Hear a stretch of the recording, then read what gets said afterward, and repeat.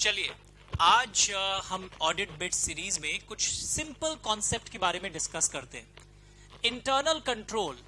Now when I से the word internal control, सबसे पहले आपके माइंड में क्या आता है? सर, ये ऑडिट के सिलेबस में बहुत बार सुनते हैं, auditor has to study and evaluate internal control. ये क्या है इंटरनल कंट्रोल?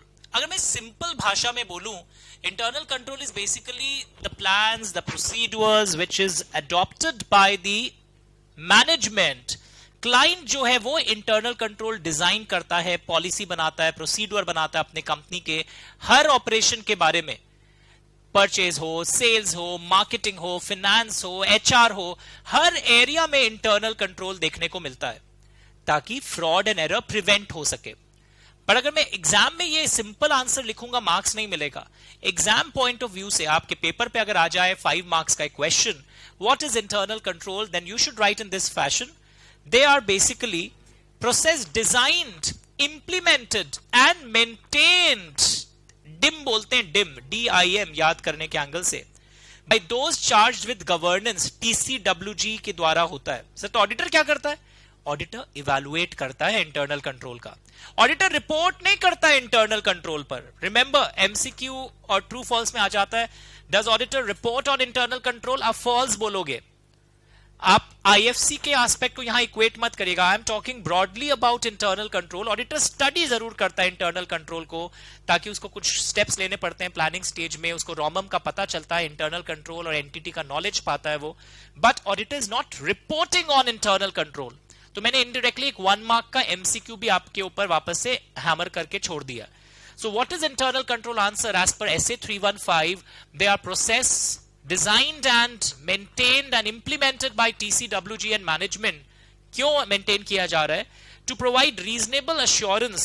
ये reasonable assurance हमें क्या चीज को लेकर दे रहे हैं? एक तो कि एंटिटी अपना जो ऑब्जेक्टिव है कि मुझे एक रिलायबल फाइनेंशियल रिपोर्टिंग, हमारी फाइनेंशियल रिपोर्टिंग रिलायबल हो, वो हो, हमारे operations effectively and efficiently carry हो, एसेट्स सेफगार्डेड रहे ताकि फ्रॉड एंड एरर ना हो, एंड लॉज एंड रेगुलेशंस का कंप्लायंस करना भी इंटरनल कंट्रोल है। सपोज मैं परचेजेस का इंटरनल कंट्रोल जब देखता हूं, देन आई ऑल्सो सी कि हमारी जो एंटिटी है, क्लाइंट कंपनी, वो related party transactions companies act में जो रिक्वायरमेंट है उसके अनुसार हो रहा है ना सब कुछ। तो ये सब इंटरनल कंट्रोल का पार्ट है। तो for better marks please remember to write this type of language कि internal control is the process designed, implemented and maintained by TCWG and management. क्या चीज को लेकर? So that they can provide reasonable assurance about LOAF, laws का पालन, operations efficiently हो रहे हो, एसेट सेफगार्डेड हो, एंड फाइनेंशियल रिपोर्टिंग रिलायबल हो। तो इट्स अ लिटिल याद करवाने वाला टाइप ऑफ शॉर्ट सेशन, पर हम इस बिट सीरीज में इसी चीज पर तो हैमर कर रहे हैं कि राइटिंग में क्या वर्ड रिफ्लेक्ट होना चाहिए। कॉन्सेप्चुअल क्लासेस ऑलरेडी बड़े दिए हुए थे। नाउ रिपोर्टिंग यहां पर नहीं होती है। Now components of internal control क्या क्या होते हैं अगर आपको पूछा जाए? एक होता है कंट्रोल एनवायरनमेंट। व्हेन आई से कंट्रोल एनवायरनमेंट, इसका मतलब कि आपकी TCW एंड मैनेजमेंट का एटीट्यूड, उनका एथिक्स, उनकी फिलॉसफी कैसे है। क्योंकि अगर आपकी कंट्रोल एनवायरनमेंट अच्छी होगी तो आपका इंटरनल कंट्रोल ऑटोमेटिकली बढ़िया होगा। But opposite may not be always true. Control environment अच्छा है पर फिर भी इंटरनल कंट्रोल आपके वीक हो सकते हैं, because other components are not so effective. तो control environment is ethics, attitude of management and TCWG towards internal control। कितने लेजी हैं, कितने वो pragmatic हैं, एक्टिव हैं, उस पर डिपेंड करता है। तो अब weak, if internal control environment is weak, then internal control is also weak, but opposite may not be true।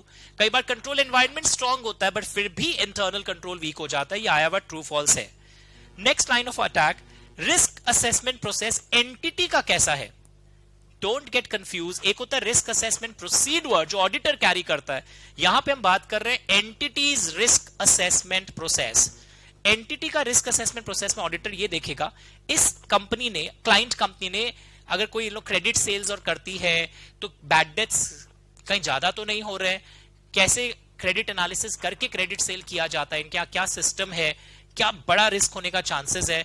और अगर आपको लग रहा है कि क्रेडिट सेल्स तो करना ही पड़ेगा वरना हमारा मार्केट शेयर खत्म हो जाएगा, तो आप क्या स्टेप्स लेते हैं to address those risk? Post dated cheques ले लेते हैं ना, स्ट्रॉन्ग लीगल स्टेप्स लेते हैं ना, अगर कोई बहुत दिन से ज्यादा डिफॉल्ट कर रहा हो।